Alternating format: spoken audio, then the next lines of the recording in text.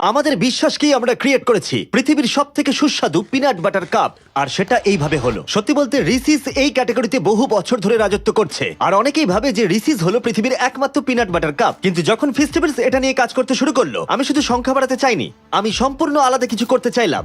একদম শুরু থেকে বলছি, আমি কাপের দুটো বড় প্রবলেম সলভ করলাম। প্রথম হলো পিনাট বাটার, যেটা কাপে দেখা যায় কিন্তু শক্ত হয়ে জমাট বেঁধে থাকার জন্য ওটার স্বাদ ঠিক পিনাট বাটারের মতো লাগে না, কারণ ওরা টাকা বাঁচাতে চায়। আর আমি ভাবলাম যে আমাদের কাপে আমরা যদি আসল পিনাট বাটার জার থেকে বার করে এটার ভেতরে দিই, সেটাই আমরা করলাম। ফেস্টিভ্যাল পিনাট বাটারের মধ্যে যে পিনাট বাটার আমরা দিয়েছি সেটা আসল জারের মতোই খেতে, আসল পিনাট বাটার। এবার আমাদের পরের চ্যালেঞ্জ ছিল এটার আকৃতি, কারণ তোমরা দেখতে পাচ্ছ এটার ভেতরে আমরা প্রচুর পিনাট বাটার দিয়েছি, তাই এটাকে আমরা আরো বেশি বড় করতে চাইলাম যাতে জায়গা বেশি থাকে। তারপর 40টা মোল্ডস টেস্ট করার পরে এই শেপটা আমরা ক্রিয়েট করলাম, এই ডোম শেপের পিনাট বাটার ফেস্টিভ্যালস কাপ।